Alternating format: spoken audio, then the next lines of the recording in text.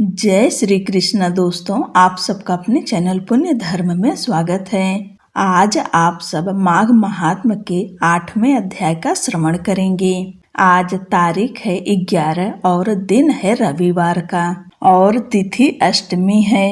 सूर्योदय सुबह 7:25 पर, सूर्यास्त शाम 6:23 पर, ब्रह्म मुहूर्त सुबह 5:41 से सुबह 6:33 तक, प्रातः संध्या सुबह 6:07 से लेकर 7:25 तक, अभिजीत मुहूर्त दोपहर 12:32 से दोपहर 1:16 तक, विजय मुहूर्त दोपहर 2:44 से दोपहर 3:28 तक, गोधूली मुहूर्त शाम 6:21 से लेकर शाम 6:47 तक, संध्या का समय है शाम 6:23 से शाम 7:41 तक और आज अमृत काल का समय है सुबह 11:07 से लेकर दोपहर 12:53 तक।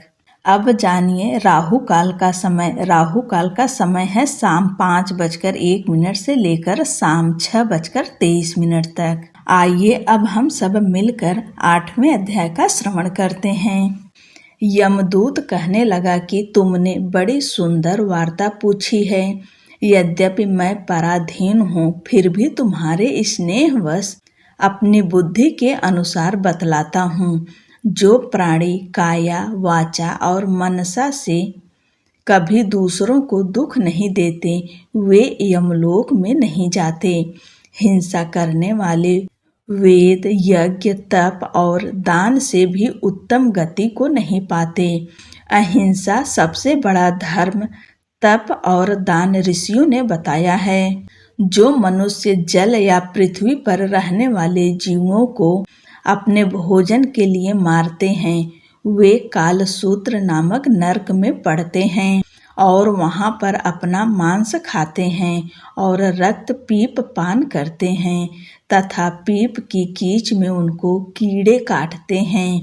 हिंसक जन्मांध, काने, कुबड़े, लूले, लंगड़े, दरिद्र और अंगहीन होते हैं। इस कारण इस लोक तथा परलोक में सुख की इच्छा करने वाले को काया, वाचा तथा मन से दूसरों का द्रोह नहीं करना चाहिए।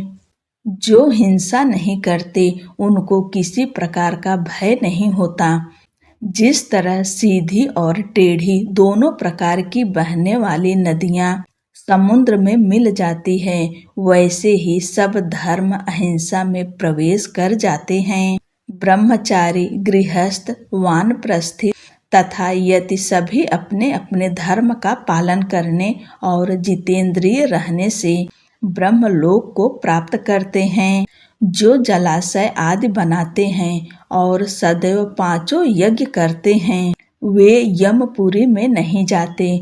जो इंद्रियों के वशीभूत नहीं हैं, वेदवादी और नित्य ही अग्नि अर्थात हवन आदि का पूजन करते रहते हैं, वे स्वर्ग को जाते हैं। युद्ध भूमि में जो शूरवीर मर जाते हैं, वे सूर्य लोक को प्राप्त होते हैं। जो अनाथ स्त्री शरण में आए हुए ब्राह्मण की रक्षा के लिए प्राण देते हैं, वे कभी स्वर्ग से नहीं लौटते। जो मनुष्य लूले, लंगड़े, वृद्ध, अनाथ तथा गरीबों का पालन करते हैं, वह भी स्वर्ग में जाते हैं। जो मनुष्य गौओं के लिए पानी का आश्रय करते हैं तथा कुआं, तालाब और बावड़ी बनवाते हैं, वे सदैव स्वर्ग में निवास करते हैं। जैसे जैसे जीव इनमें पानी पीते हैं, वैसे ही उनका धर्म बढ़ता है।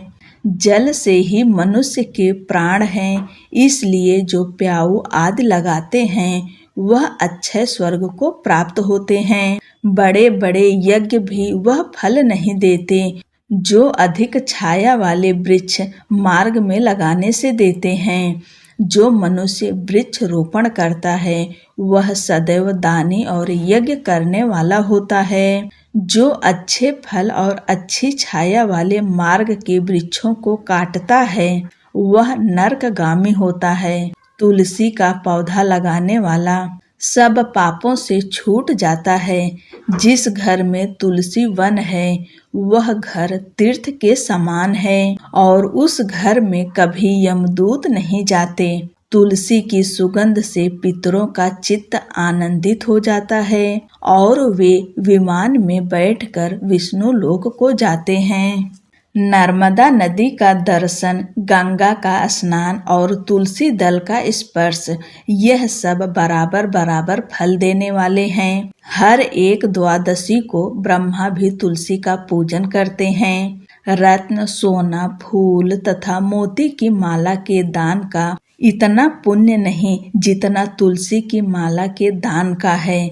जो फल आम के 1000 और पीपल के 100 वृक्षों को लगाने से होता है वह तुलसी के एक पौधे के लगाने से होता है। पुष्कर आदि तीर्थ, गंगा आदि नदी, वासुदेव आदि देवता सब ही तुलसी में वास करते हैं। जो एक बार, 2 या 3 बार रेवा नदी से उत्पन्न शिव मूर्ति की पूजा करता है अथवा स्फटिक रत्न के पत्थर से आप निकले हुए तीर्थ में, पर्वत या वन में रखी हुई शिव की मूर्ति की पूजा करता है और सदैव ओम नमः शिवाय मंत्र का जाप करता है, यमलोक की कथा भी नहीं सुनता। प्रसंग, शत्रुता, अभिमान से शिव पूजा के समान पापों को नष्ट करने वाला तथा कीर्ति देने वाला 3 लोक में और कोई काम नहीं है। जो शिवालय स्थापित करते हैं वे शिवलोक में जाते हैं। ब्रह्मा, विष्णु तथा शिव का मंदिर बनाकर मनुष्य वैकुंठ वासी होता है। जो भगवान की पूजा के लिए फूलों का बाग लगाते हैं वे धन्य हैं। जो माता पिता, देवता और अतिथियों का सदैव पूजन करते हैं वे ब्रह्मलोक को प्राप्त होते हैं। बोलो लक्ष्मी नारायण की जय। आज की कथा यहीं पर समाप्त होती है। अगली कथा अगले की वीडियो में आप सब सुनेंगे। तब तक के लिए जय श्री कृष्ण, राधे राधे।